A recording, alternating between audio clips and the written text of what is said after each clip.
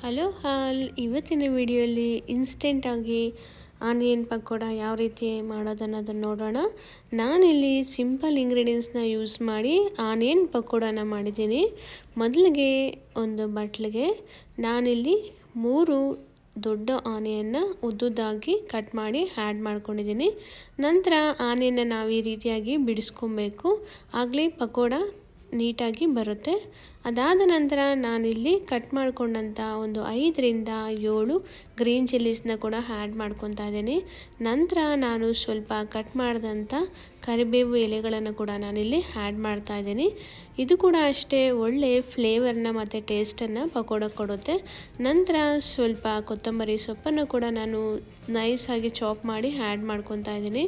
ಅದಾದ ನಂತರ ರುಚಿಗೆ ತಕ್ಕಷ್ಟು ಸಾಲ್ಟನ್ನು ಕೂಡ ಆ್ಯಡ್ ಮಾಡಿಕೊಂಡು 1/2 ಟೀ ಸ್ಪೂನಷ್ಟು ಚಿಲ್ಲಿ ಪೌಡರನ್ನು ಕೂಡ ನಾನಿಲ್ಲಿ ಆ್ಯಡ್ ಮಾಡಿಕೊಂಡು ಎಲ್ಲವನ್ನು ಈ ರೀತಿಯಾಗಿ ಚೆನ್ನಾಗಿ ಮಿಕ್ಸ್ ಮಾಡ್ಕೊತಾ ಇದ್ದೀನಿ. ಈ ರೀತಿ ಮಿಕ್ಸ್ ಮಾಡ್ಕೊಳ್ಳೋದ್ರಿಂದ ಆನಿಯನು ಉಪ್ಪು ಎಲ್ಲ ಒಂದಕ್ಕೊಂದು ಮಿಕ್ಸ್ ಆಗಿ ಅದರಿಂದ ವಾಟರ್ ರಿಲೀಸ್ ಆಗುತ್ತೆ.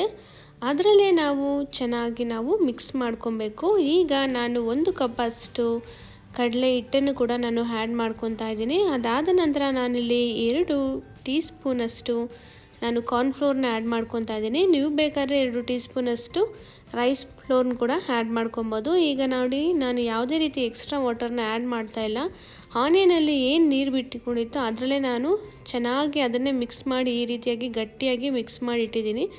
ನೀರೇನಾದರೂ ಹೆಚ್ಚಾಗಿ ಆನಿಯನಿಂದ ಬಂದಿಲ್ಲ ಅಂದರೆ ನಾವು ಸ್ವಲ್ಪವಾಗಿ ವಾಟರ್ನ ಆ್ಯಡ್ ಮಾಡಿ ಗಟ್ಟಿಯಾಗಿ ನಾವು ಈ ರೀತಿಯಾಗಿ ಮಿಕ್ಸ್ ಮಾಡಿ ಇಟ್ಕೊಬೇಕು. ಅದಾದ ನಂತರ ಒಂದು ಕಡಾಯಿಗೆ ಆಯಿಲ್ನ ಆ್ಯಡ್ ಮಾಡಿ ಆಯಿಲ್ ಹೀಟ್ ಆದ ನಂತರ ನಾವು ಮಿಕ್ಸ್ ಮಾಡಿ ಇಟ್ಕೊಂಡಂಥ ಪಕೋಡಾನ ಈ ರೀತಿಯಾಗಿ ನಾವು ಸ್ಪ್ರೆಡ್ ಮಾಡ್ಕೊಳ್ಳೋ ರೀತಿಯಲ್ಲಿ ಪಕೋಡಾನ ಆಯಿಲ್ಗೆ ಆ್ಯಡ್ ಮಾಡ್ಕೊತಾ ಹೋಗಬೇಕು.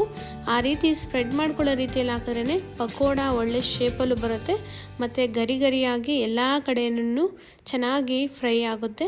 ಈಗ ಪಕೋಡನ ನಾವು ಆಯಿಲ್ಗೆ ಆ್ಯಡ್ ಮಾಡ್ಕೊಂಡ ನಂತರ ಮೀಡಿಯಮ್ ಫ್ಲೇಮಲ್ಲಿ ನಾವು ಇದನ್ನು ಫ್ರೈ ಮಾಡ್ಕೊಬೇಕು. ಮೀಡಿಯಮ್ ಫ್ಲೇಮಲ್ಲಿ ಫ್ರೈ ಮಾಡ್ಕೊಂಡ್ರೇ ಒಳಗಡೆನೂ ಪಕೋಡ ಚೆನ್ನಾಗಿ ಬಾಯ್ಲ್ ಆಗಿರುತ್ತೆ.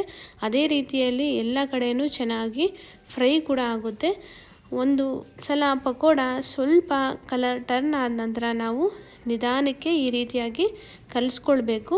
ಅದಾದ ನಂತರ ಮತ್ತೊಂದು ಕಡೆ ಕೂಡ ಪಕೋಡನ ನಾವು ತಿರ್ಸ್ಬೇಕು.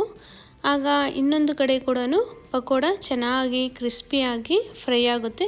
ಈ ರೀತಿಯಾಗಿ ಮಧ್ಯದಲ್ಲಿ ನಿಧಾನಕ್ಕೆ ಇದನ್ನು ಈ ರೀತಿ ಮಿಕ್ಸ್ ಮಾಡಬೇಕು. ಈಗ ಒಂದು ಸೈಡ್ ಚೆನ್ನಾಗಿ ಗೋಲ್ಡನ್ ಕಲರ್ ಬಂದಿದೆ ಮತ್ತು ಮತ್ತೊಂದು ಕಡೆ ಕೂಡ ಅಷ್ಟೇ ಚೆನ್ನಾಗಿ ಪಕೋಡ ಫ್ರೈ ಆಗ್ತಾಯಿದೆ. ಎಲ್ಲ ಪಕೋಡನೂ ಈ ರೀತಿಯಾಗಿ ನಿಧಾನಕ್ಕೆ ಮಧ್ಯದಲ್ಲಿ ಮಿಕ್ಸ್ ಮಾಡೋದ್ರಿಂದ ಎಲ್ಲ ಕಡೆಯೂ ಆಯಿಲು ಸ್ಪ್ರೆಡ್ ಆಗಿ ಎಲ್ಲ ಕಡೆಯೂ ಚೆನ್ನಾಗಿ ಕ್ರಿಸ್ಪಿಯಾಗಿ ಬಂದಿರುತ್ತೆ. ಮತ್ತು ಒಳಗಡೆ ಕೂಡ ಅಷ್ಟೇ ಬಾಯ್ಲ್ ಆಗೋದ್ರ ಜೊತೆಗೆ ಒಂದು ಕ್ರಿಸ್ಪಿನೆಸ್ ಅನ್ನೋದು ಬರುತ್ತೆ. ನೋಡಿ, ಈ ರೀತಿಯಾಗಿ ಪಕೋಡ ಚೆನ್ನಾಗಿ ಫ್ರೈ ಆಗಿರುತ್ತೆ. ಸುಮಾರು 2 ಕಡೆಯೂ ಪಕೋಡನ ಒಂದು 7ರಿಂದ 8 ನಿಮಿಷಗಳ ಕಾಲ ಮೀಡಿಯಮ್ ಫ್ಲೇಮಲ್ಲಿ ಫ್ರೈ ಮಾಡಿಕೊಂಡ್ರೆ ಪಕೋಡ ರೆಡಿಯಾಗುತ್ತೆ. ನಾವು ಇದನ್ನು ಈವ್ನಿಂಗ್ ಸ್ನ್ಯಾಕ್ಸ್ ಆಗಿ ಈಸಿಯಾಗಿ ಇನ್ಸ್ಟೆಂಟಾಗಿ ಪ್ರಿಪೇರ್ ಮಾಡ್ಕೊಬೋದು. ಯಾರಾದರೂ ಗೆಸ್ಟ್ ಬಂದರೆ ಕೂಡ ಅಷ್ಟೇ ಬೇಗನೆ ನಾವು ಅವ್ರಿಗೆ ಒಂದು ಸ್ನ್ಯಾಕ್ಸ್ ರೀತಿಯಲ್ಲಿ ಪ್ರಿಪೇರ್ ಮಾಡಿಕೊಡ್ಬೋದು. ಈ ವಿಡಿಯೋ ನಿಮಗೆ ಇಷ್ಟ ಆಗಿದ್ರೆ ಪ್ಲೀಸ್ ಲೈಕ್ ಮಾಡಿ, ಶೇರ್ ಮಾಡಿ, ಕಾಮೆಂಟ್ ಮಾಡಿ. ಅದೇ ರೀತಿಯಾಗಿ ನನ್ನ ಚಾನಲ್ನ ಸಬ್ಸ್ಕ್ರೈಬ್ ಕೂಡ ಮಾಡ್ಕೊ